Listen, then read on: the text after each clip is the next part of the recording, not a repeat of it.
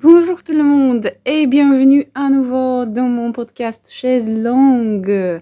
Je sais, vous avez pas entendu ce titre et même cette phrase initiale depuis longtemps, depuis très longtemps.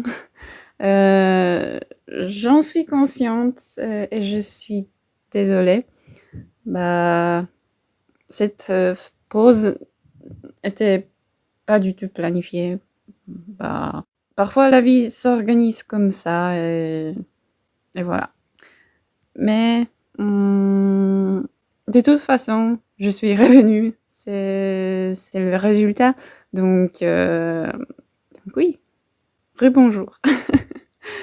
J'ai plusieurs idées pour les nouveaux épisodes et je vise à les réaliser bientôt. Oui, bientôt. Je rigole pas maintenant, je suis très sérieuse. Donc, je sais pas, croiser les doigts pour moi.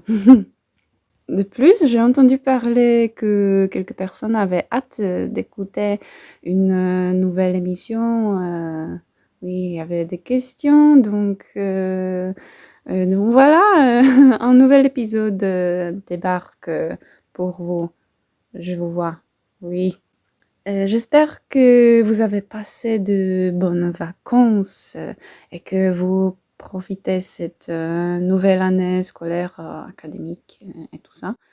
Et moi, j'ai commencé la formation doctorale, oui, donc je suis maintenant occupée par différentes activités scientifiques.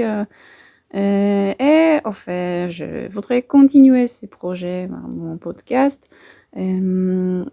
que j'ai quitté, que j'ai oublié de continuer il y a 4 mois, je crois. Ouais, presque 4 mois. Je vais le continuer maintenant parce qu'il correspond parfaitement à ma réalité, à mon mode de vie actuel. Oui, et simplement, ça m'a énormément manqué. Donc, oui, je suis de retour. Je crains que je doive m'habituer à parler comme ça parce que pour l'instant, c'est un peu bizarre et atypique, mais peu importe. La forme, elle va rentrer, j'en suis sûre. Pas de négativité, on y va. En fait, je voudrais vous présenter aujourd'hui mes réflexions sur l'impératif. Probablement, vous allez me poser une question de type c'est quoi ça? Un cours de grammaire, le FLE ou quoi? C'est une blague? Non, c'est pas une blague. En fait, bon, il faut commencer par une définition. Selon Larousse, l'impératif est un mode grammatical qui exprime un ordre avec les phrases affirmatives ou une défense avec les phrases négatives. Très bien, on est tous impressionnés par mon niveau du savoir, la grammaire française, bravo. Mais en fait, dernièrement, je me posais une question. En fait, cette pensée est apparue dans ma tête pendant la conversation avec ma collègue. On ne se connaît pas trop, donc je l'ai présenté une petite histoire à propos de la situation qui avait lieu il y a un an et qui était vraiment bizarre pour moi. Je vais vous maintenant expliquer pourquoi. Je fais partie d'un groupe qui se rencontre chaque semaine. Le plus souvent, on se voit dans une salle au sous-sol. Donc, il faut descendre les escaliers pour s'y retrouver. Et aussi, ce temps-là, j'avais, un ami très proche, avec lequel, ce simplement notre, relation est devenue un peu floue, elle n'existait plus, hem, mais on devait, coexister, coopérer et tout ça. Hem, Moi j'étais toujours, sympa, gentille et cette fois-ci, voilà, on avait, une rencontre, dans cette salle, au sous-sol et on s'est arrêtés, devant les escaliers et heu, tout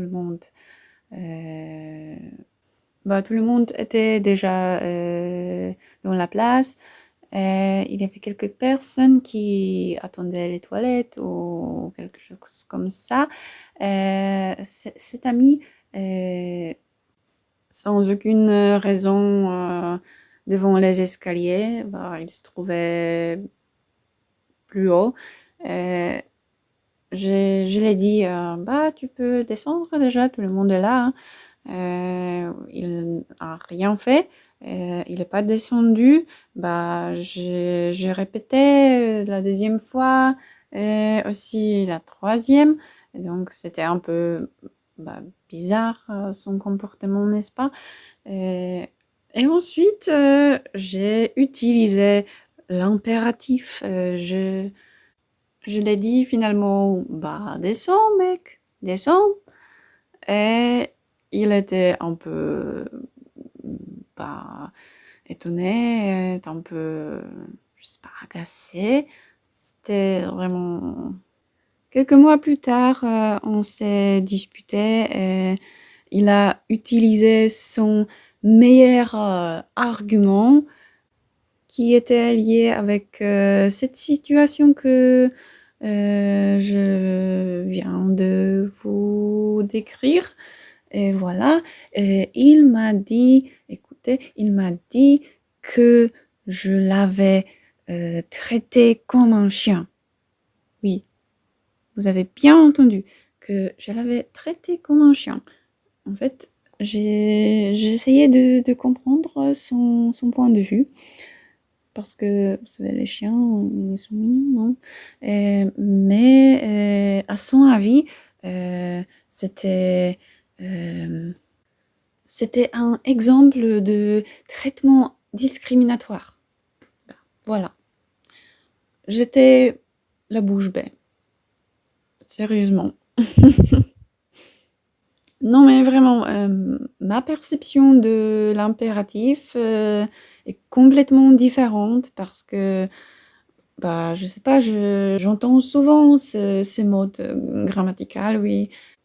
Quelqu'un me dit, «Installe-toi, assieds-toi, mange, bois» et tout ça. Donc pour moi, c'est normal, c'est une phrase, comme les autres. Il n'y a rien de négatif, de discriminatoire. Bah, je crois que c'est déjà accepté ce type de phrase et heu, il est pas du tout négatif. Moi, personnellement, je me sens pas comme un chien quand, quelqu'un utilise, l'impératif, oui, c'est ça. Je trouve le comportement, de ce mec, vraiment, bof. Mais peut-être, vous avez la même opinion que lui. C'est pourquoi j'enregistre, cet épisode parce que je voudrais simplement, connaître, votre, point de vue. Peut-être, pour vous, l'emploi de l'impératif est très négatif et antipathique, je sais pas, ou peut-être, c'est un mode comme les autres. L'indicatif, le subjonctif et cetera. Voilà une question d'aujourd'hui. L'impératif le mode d'oppression ou de transmission d'informations comme les autres, je sais pas, je dis la bêtise, peu importe. Non, mais je suis vraiment curieuse, à propos de votre avis sur, cette situation, sur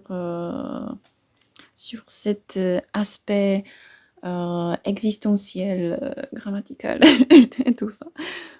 Bon, je pense que ça suffit pour cet épisode. Il faut pas dépasser les limites initiales, je sais pas.